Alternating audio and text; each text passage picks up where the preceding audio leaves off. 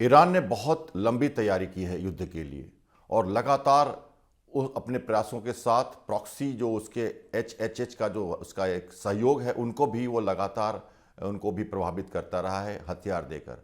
तो अपने जखीरों को बचाकर रखते हुए 3000 से ज़्यादा मिसाइल्स उनकी, 10,000 से ज़्यादा ड्रोन बनाने की कैपेसिटी और अभी और बना रहे हैं और सप्लाई चेन्स भी जारी है।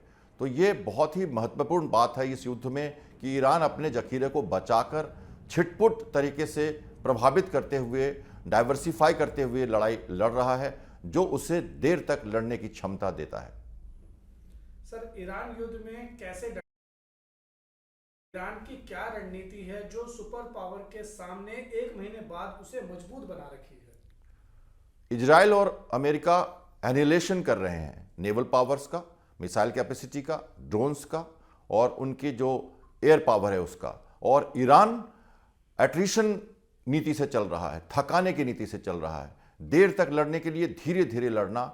ज्योग्राफिकल फायदा भी उसको है, इजराइल बाहर से आके लड़ रहा है, अमेरिका बाहर से आके लड़ रहा है। मिडिल ईस्ट के देशों की तरफ से डायरेक्ट अटैक नहीं हो रहे, हालांकि उनकी भूमि का उपयोग किया जा रहा है। तो ईरान की नीति में लंबी लड़ाई का तरीका दिखता है, जिसके आगे अमेरिका और इजराइल को अपनी रणनीति लगातार बदलाव करके और सस्टेनेंस की तरफ बढ़ना पड़ रहा है।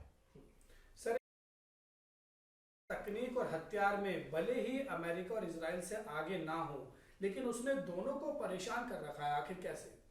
ईरान ने लंबी नीति के तहत इंडिजनाइजेशन किया, घर में सारी चीज़ें डेवलप की और बहुत लंबी दूरी तक की मिसाइल्स, जैसे देवगार्सिया में देखा आपने, साइप्रस पे तक अटैक देखा आपने, इंडियन ओशन में और मेडिटेरेनियन में तक वो वार को ले जा रहा है। मिडिल ईस्ट को प्रभावित करते हुए रेड सी का ही रास्ता उसने खोल रखा है बाब अल मंडेब पे। तो डाइवर्सिफाई करना और स्टेट ऑफ हॉर्मुज़ को कंट्रोल करके एक तरह से प्रभावित करना देश की, विश्व की आर्थिक समस्याओं को वहाँ तक ईरान ले जाके देश की नैरेटिव्स बना रहा है, ताकि विश्व इसके ऊपर वो थोड़ा जोर डाले ताकि युद्ध बंद हो सके। तो ईरान की नीति थोड़ी लंबी है और बहुत लंबी तैयारी के साथ है और लंबी चलने वाली है।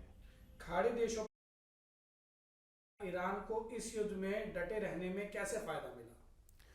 खाड़ी देशों ने अपनी जो सोवरेन भूमि है वो दे रखी है अमेरिका को। अमेरिका ने 40,000 से 50,000 से ज़्यादा सैनिक नहीं हटाए, अपने बेसिस के जो रिसोर्सेज है उनको भी नहीं हटाया, लेकिन इसके साथ साथ मिडिल ईस्ट देशों को कंटेन करके भी रखा हुआ है कि वो डायरेक्ट अटैक ना करें। हालांकि सऊदी अरबिया, यूएई जैसे कंट्री अब लगातार दिखा रहे हैं कि वो कूदेंगे और वो भी कहता है कि बहरीन और यूएई पे अटैक करेगा, एम्फीबियस लैंडिंग करेगा, कैप्चर करेगा। तो मिडिल ईस्ट को कहीं ना कहीं इस वॉर में आना पड़ेगा और अमेरिका की भी यही नीति है कि स्टेट ऑफ हॉर्मुज़ को, मिडिल ईस्ट को फाइनली गिफ्ट करें वंस फॉर ऑल एक तरह से, ताकि आगे ये फिर से दोबारा प्रॉब्लम जो हो, जो गल्फ वॉर में जो पानी गर्म रह रहा है लगातार 30-40 सालों से, उसको ठंडा किया जा सके और वंस फॉर ऑल जो नेचुरल हार्बर जो स्टेट हॉर्मुज है उसको खोल दिया जाए और इसका कब्जा ईरान पे पूरी तरह से न रहे, वो मिडिल ईस्ट के देशों के हाथ में आ जाए। तो इस नीति के साथ ये बातें चल रही हैं।